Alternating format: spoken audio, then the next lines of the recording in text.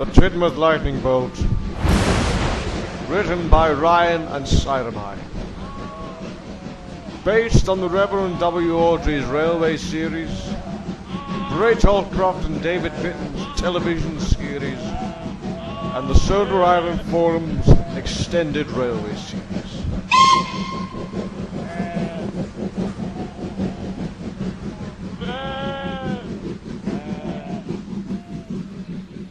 The engines at Tidmouth sheds were all asleep as the sound rose. In fact, the whole yard was silent, save for two gentlemen who approached the shed. It was the Fat Controller and another gentleman. The gentleman stared pensively at the sleeping steam engines. Any ideas? Interesting.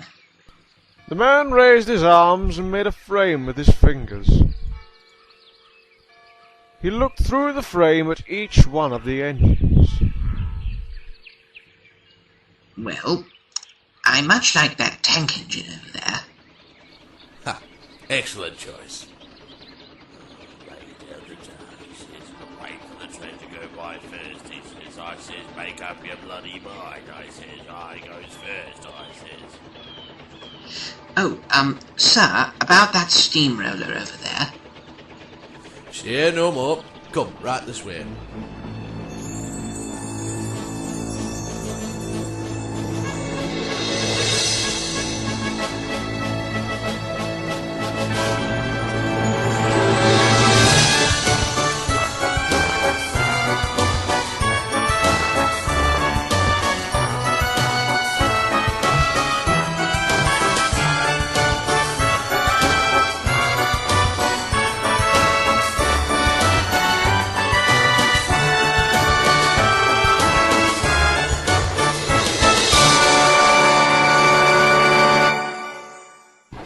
When the time came for work to begin, the shed was in an excited hubbub of activity. Brad, the American engine, awoke to hear James and MURDOCH talking very loudly. Their boilers were stoked and ready to go, but their crew members had stopped to chat, which was making James impatient. Oh, come on, MURDOCH. I'll get the Cranky first and show them how fast I can move. I'll be the star, all pampered and dashing. You don't need to go fast, James. They can cut it up and make you look faster. Now, did I hear you right, James? Because I could have sworn I heard you say you want to get to Cranky. Driver was telling firemen, we're going to be taking pictures here. That's nothing special. There's always people taking pictures here. Yes, but these are moving pictures, films. They're kindly shown on a big, big screen. James and I are transporting the equipment to where it's needed to shoot the film. Oh, that does sound exciting. Soon the engines were ready and on their way to collect the special equipment at the harbour. When they arrived, Cranky was unloading the cargo onto the quayside. Dozens of crates already stood in the waiting trucks. Some had supplies, others had stands for the cameras, and one had small cylinder-shaped things that MURDOCH called film canisters. Come on, Cranky, we haven't got all day. I can hardly go much faster without breaking things. You shut up down there and let me get on with it. Huh. Well, we all know Cranky's not going to be in the film. He's a terrible subject matter. Oh, I'd love to drop something on... You'd like to drop something on what, Cranky? So top of hat, sir. I was just about to say that dropping something on the quayside would be most unpleasant, sir. Indeed it would, especially when I'm a VIP. This is perfect. Equipment and engine all in the same location. Easier to keep inventory. I like that. Now we just need that steamroller and we should have the entire prop department set up shop here. Did you hear them say engine? Well, you three won't need to hear my announcement later. Are you going to be making a film on the island? Yes. However, I won't be the one making it. This is Mr. Pemberton. He is the director. Ah, yes. Hello. I'm the man who'll be more or less behind that camera over there. You see, as director, it's usually my job to tell my fellow actors, and in this case, locomotives and other vehicles, what to do and where to go, whether it be backstage or otherwise. That's great. I love being told what to do and where to go. James. Ah. Well, I'm quite delighted to see that my star is here as well. Oh, thank you, sir. I've always wanted to be... Brad, congratulations. You're my lead character. painted red. Really? Me? Well, it does make sense. You have a certain look that I'm going for. A kind of American continental sort of look, without being too rugged. I like that. Excuse me, but what's the film about, Mr. Pemberton? It's about me ripping up railways and replacing them with roads. Everyone gets a car or hops on a bus and we all live happily ever after. This film will be epic. You'll know soon enough. Take care now. George! George! I can't believe George will be the star! Fitting for you, eh, George? That's a great role for you. No one really likes you anyway. Oi!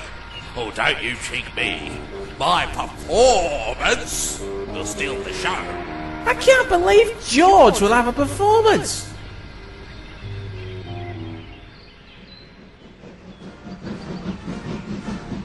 But when filming began, George found he wouldn't steal the show at all. All cameras pointed directly at Brad. They filmed him going over bridges. They filmed him from station platforms. They even got inside PERCY the bus as he raced alongside. All the while filming Brad. And every time George tried to sneak into a scene...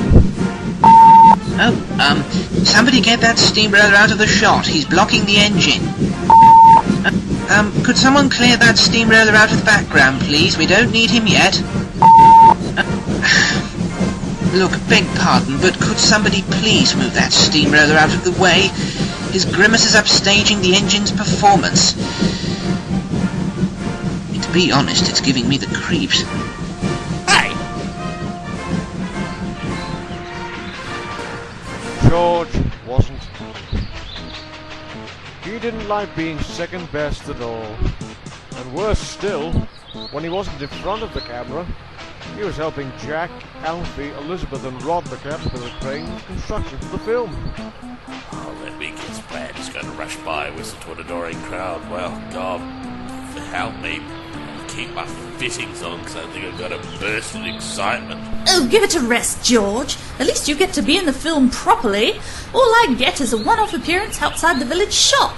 They even turned Jack down for a part. Hey, yeah, I would have done the happy front loader dance and everything.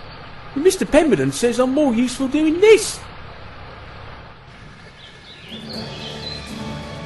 There were many scenes that needed to be shot. Scenes where Brad and George talked in the yard. Scenes where they didn't in the open country. There were even a few scenes that George liked a lot in the scrapyard.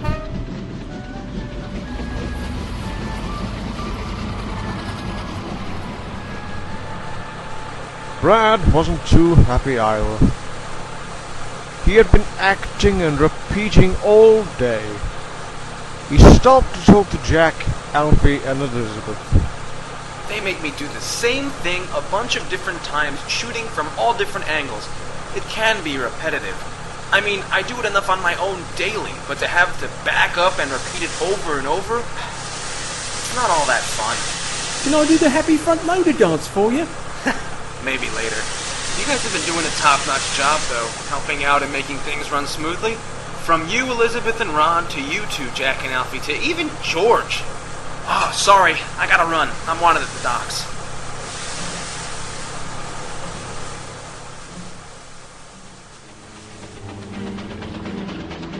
Unfortunately, George wasn't around to hear Brad's kind words. Instead, George was at the docks with Mr. Pemberton. Daisy the diesel rail car had taken him and the rest of the production crew back to the makeshift offices. Mr. Pemberton, sir, Yes, George, you want to ask me something? What happens? Let's just put it in a hypothetical context. What happens when one of your actors gets sick and can't perform? Ah, looking out for your co-star Brad, are you? I like that. Well, if an actor's ever ill or delayed, we usually shoot around them or change the script around slightly. Change the script around? Oh yes, it's a horrible ordeal though, I can tell you that. Once had an actor who caught something fierce. Had to practically write him out of the entire film. Took some camera magic and determination, but we got it done. Ah, there we are, Brad. Excuse me, George. I just need to explain a few things with Brad regarding the PERCY we're shooting tomorrow. George slipped away, but not too far. He was very interested to hear what Mr. Pemberton had to say about the PERCY.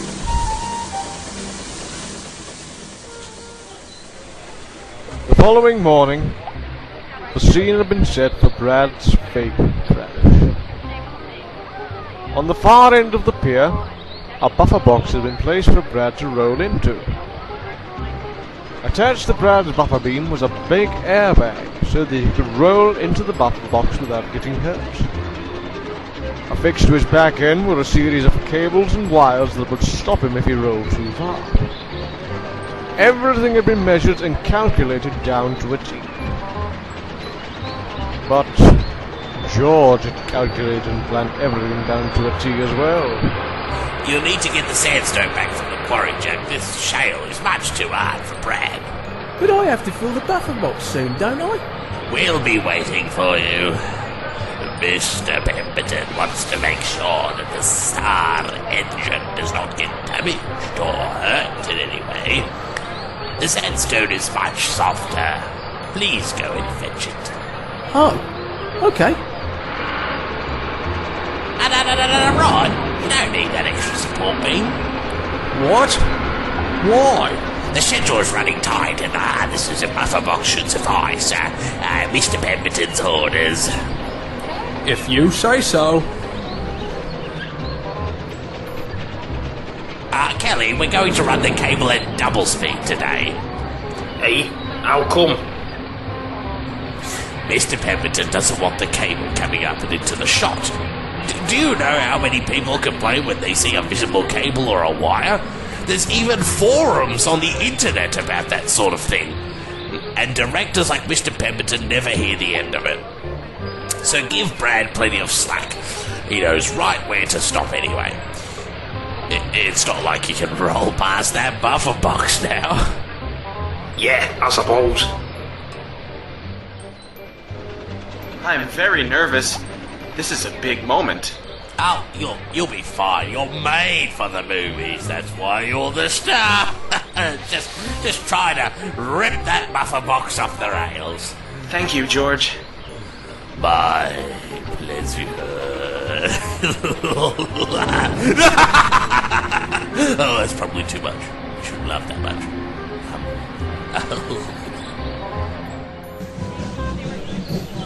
The Fat Controller arrived to watch, and soon everyone was ready to go.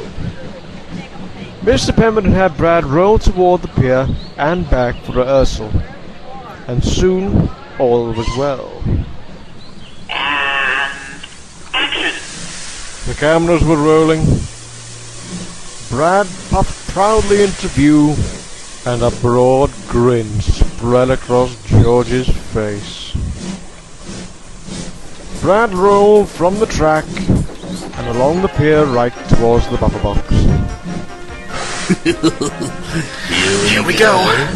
Brad charged the buffer box, but since Jack hadn't built it, the box split and dragged right out of Brad's way. What the? Oh my goodness, something's wrong. Brad, stop! Stop! Brad charged toward the end of the pier, and with no support beam to take his weight nor cables holding him back, it could only mean one thing. Oh, hell!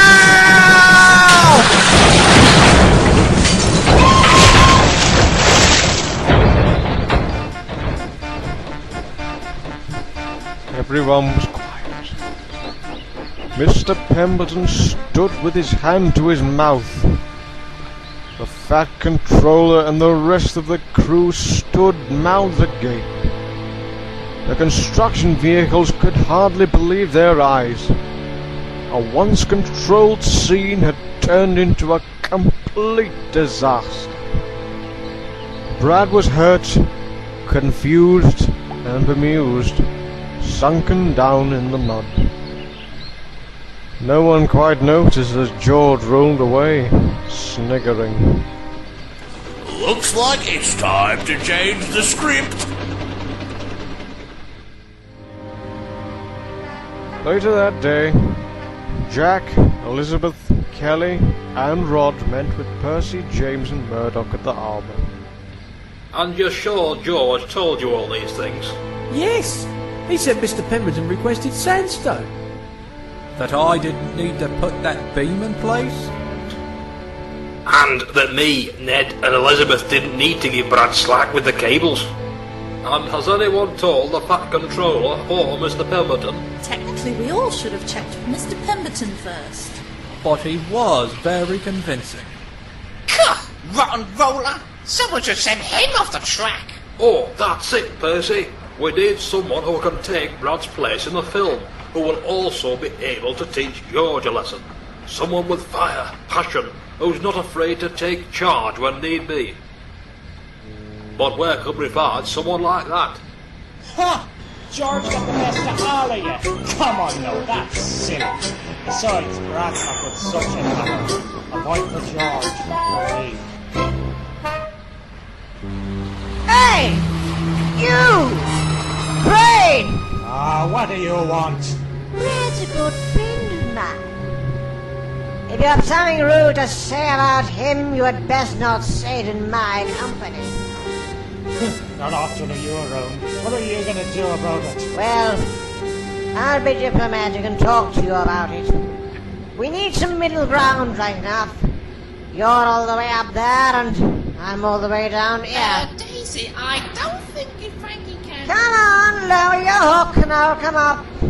Oh, very well. Cranky, I wasn't... Hang on. You're pulling too hard. Wait, Daisy, wait! No!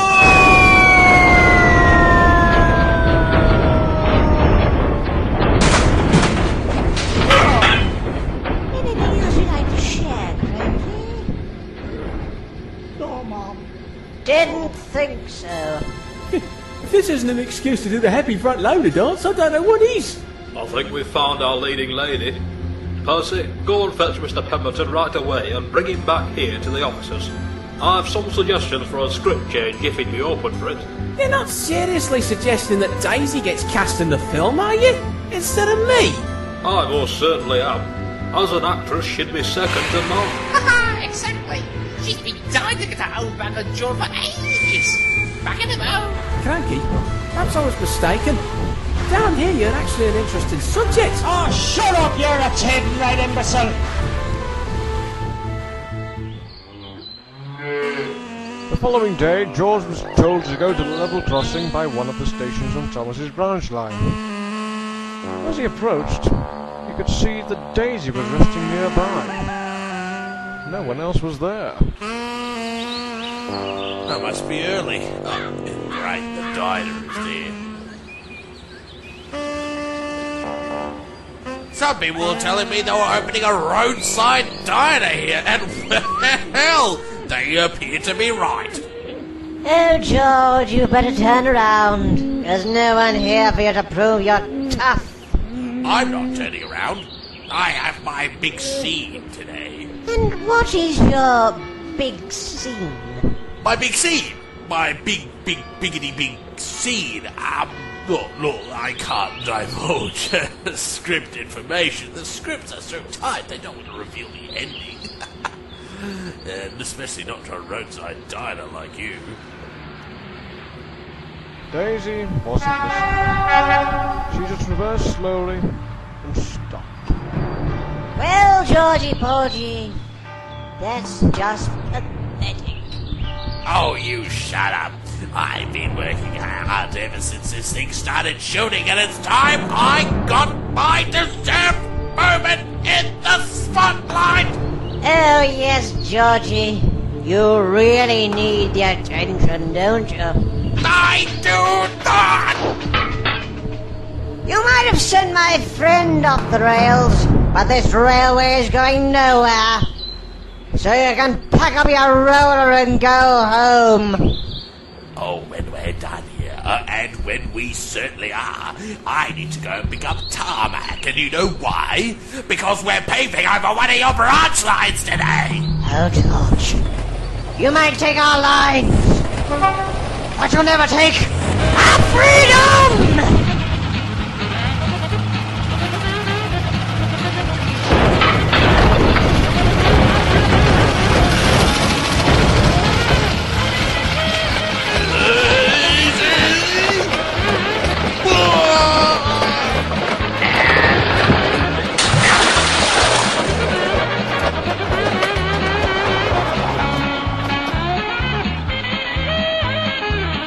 George looked around.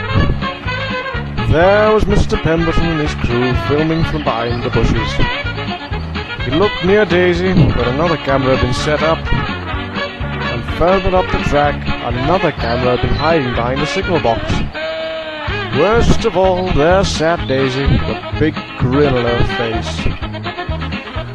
This was part of your film? Why wasn't I told? Well, let's just call it a last-minute script change.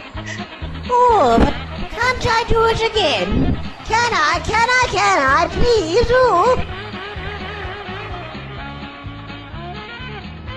Later that day, George was towed in by Butch. So you honestly trying to tell me that somehow, miraculously during filming, that all this that happened between Daisy and George just, well, happened? That's right, sir. Just happened. Fat Controller pointed angrily to George. I'll be with you shortly. Then disappeared into Mr. Pemberton's office. George noticed some of the film canisters were lying in a crate nearby. If I can't be a star, no one can! He struck a stack of film canisters. They toppled over and two of them burst open. Film spilled out. MURDOCH puffed in with Brad. George, what have you done? Take that! You wanted a villain! You got one. Oh no, the film! Anything lost? Well, these 2 reels are for a start. George, that was very irresponsible. Well, George, looks as if the only one you've really hurt is yourself. Written on the lid of the film canister were the words, George, Scene 3A. So, it looks as if we're going to have to shoot that scene of you climbing the hill again. I hope you're up for the exercise. See you on the cutting room floor, George. A few months later, the engines celebrated the premiere of Mr. Pemberton's movie at the big station. Ladies and gentlemen, as a film director, I can tell you that no shoot ever goes according to plan. But I will tell you that every so often you are rewarded with a far better, truer story. Life truly does imitate art. And that is why I am happy to present to you all the Tidmouth Lightningbolt.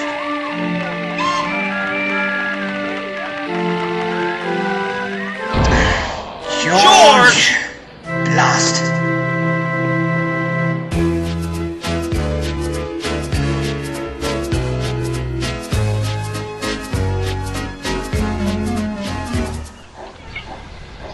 Goodness me, Cranky! Has no one thought to put you back up yet? Strangely enough, I'm starting to like it here, PERCY. Don't need to lift anything. I'm out of the way of the wind, rain, snow, and the glare of the sun. I think I might just stay like this. So, Salty hasn't come round to tell you any stories yet? No. Well, Cranky Murdy, I thought I'd start us off with a nice little sea shanty.